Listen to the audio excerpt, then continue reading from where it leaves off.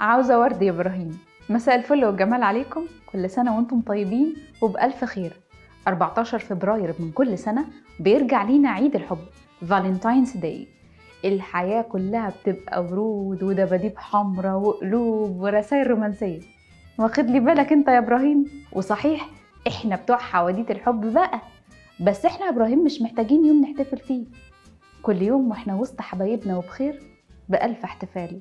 كل يوم واحنا جوانا امل في بكره وقلوبنا دافيه ونفوسنا عمرانه براحه البال، ده احتفال. النهارده بطلنا في حواديت الحب الحب نفسه.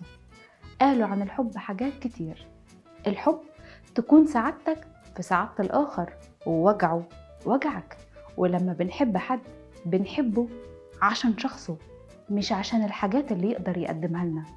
وفي نفس النقطه قال هنري ديفيد، لما بتحب بتكون عندك الرغبة تدي العالم كله للي بتحبه. قال جبران خليل جبران، حبنا لشخص لجماله فقط ليس حبا، لكن أن تحبه رغم عيوبه فهذا هو الحب بالتأكيد.